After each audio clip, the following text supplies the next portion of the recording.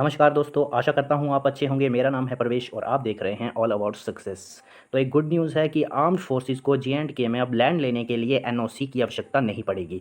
तो वहाँ की एडमिनिस्ट्रेशन से लैंड जब लेते थे वो अपनी किसी भी डेवलपमेंट के लिए, इंफ्रास्ट्रक्चर डेवलपमेंट के लिए, एक्टिविटीज़ के लिए, तो अब उन्हें लैंड लेने के लिए एनओसी को नहीं देना पड़ेगा। तो आर्म्ड फोर्सेस को जम्मू और कश्मीर में ज़मीन लेने के लिए नो ऑब्जेक्शन सर्टिफिकेट की आवश्यकता नहीं पड़ेगी। तो ये हमारे लिए गुड न्यूज़ है। तो इस टॉपिक में हम यही देखेंगे कि इसमें कौन कौन से एक्ट हैं और इस एनओसी को अब नहीं लेने के बाद जो आर्म्ड फोर्सेस को फ़ायदा होगा वो क्या क्या होगा, वो कैसे अपना अब काम कर पाएंगे आसानी से। तो बने रहें ऑल अबाउट सक्सेस चैनल के साथ। वीडियो को लाइक करें, शेयर करें और चैनल को सब्सक्राइब करें।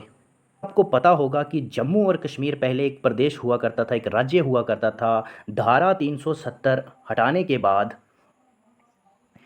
जम्मू कश्मीर को दो यूनियन टेरिटरी लद्दाख और जम्मू कश्मीर में बदल दिया गया। तो आपको पता होगा ये लद्दाख का रीज़न है, ये जे.एंड.के का पूरा, ये जम्मू आता है, यहाँ पर कश्मीर आता है। तो ये सारा रीज़न अब यूनियन टेरिटरी बन गया है। तो जब ये 370 धारा हटाई गई उसके बाद ही अब ये एनओसी को भी हटा दिया गया है ताकि आर्म्ड फोर्सेस अपना अच्छे ढंग से काम कर सके वहाँ पर। वैसे भी सरकार चाहती है कि यूनियन टेरिटरी में, जम्मू कश्मीर में डिफेंस हमारा अच्छा हो वहाँ पर, क्योंकि ये पाकिस्तान बॉर्डर के साथ लगता है। तो हमारा डिफेंस वहाँ पर अच्छा होगा तो हम पाकिस्तान को करारा जवाब दे सकते हैं। तो 1971 की बात करते हैं।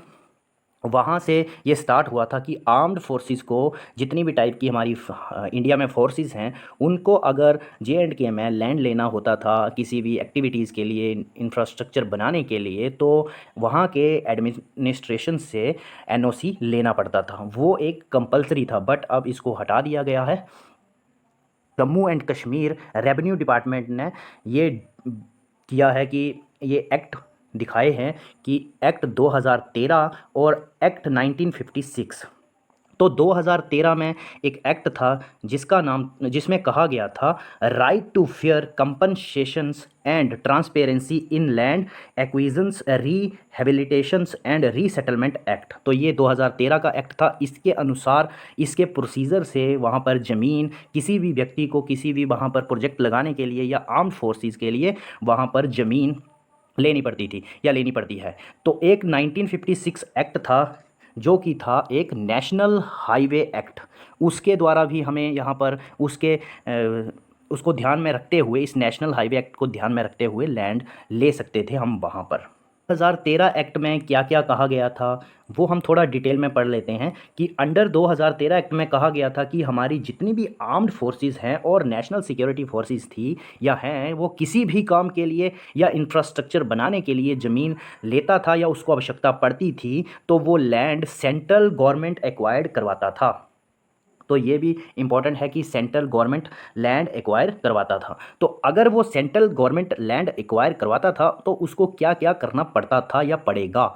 अगर कोई गवर्नमेंट प्रोजेक्ट होगा तो उसको नो कंसेंट इज़ रिक्वायर्ड, तो उसको कोई कंसेंट रिक्वायर्ड नहीं करना पड़ता था। जैसे कि प्राइवेट प्रोजेक्ट हो तो उसको लैंड ओनर की सहमति लेनी पड़ती थी 80%। तो 80% सहमति होनी चाहिए लैंड ओनर की वहाँ, अगर कोई प्राइवेट प्रोजेक्ट खुलता है वहाँ पर। और अगर पीपीपी की बात करें, मतलब पब्लिक प्राइवेट पार्टनरशिप जो होता है, उसमें 70% सहमति होनी चाहिए। तो ये अंडर 2013 एक्ट में कहा गया है या कहा गया था। तो इसमें यह भी कहा गया था कि कोई फैक्ट्री अगर बनाना चाहता है तो वहाँ पर वो लैंड लेता है। तो अगर वो लैंड लेता है तो 5 साल तक अगर उसने वहाँ पर कोई काम नहीं किया, कोई फाउंडेशन नहीं की, कोई स्ट्रक्चर खड़ा कर नहीं किया, तो वो ज़मीन उसको वापस लोगों को देनी पड़ेगी। कि एनओसी अब आर्म्ड फोर्सेस को वहाँ पर नहीं देनी पड़ेगी लैंड लेने के लिए। वो कोई भी वहाँ पर अपनी इंफ्रास्ट्रक्चर डेवलप कर सकते हैं, वहाँ पर अपनी एक्टिविटी को कर सकते हैं, अपनी डिफेंस को मजबूत कर सकते हैं।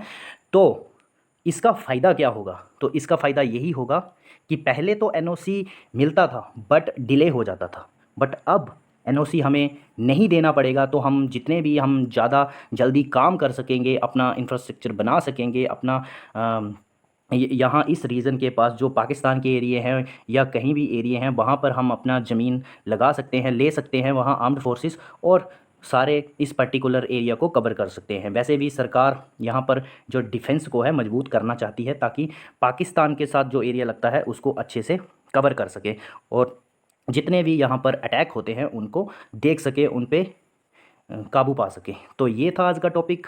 कैसा लगा? कुछ सीखने को मिला होगा आपको, आई होप। तो बने रहें ऑल अबाउट सक्सेस चैनल के साथ। वीडियो को लाइक करें, शेयर करें और चैनल को सब्सक्राइब करें। Thanks for watching. God bless you all.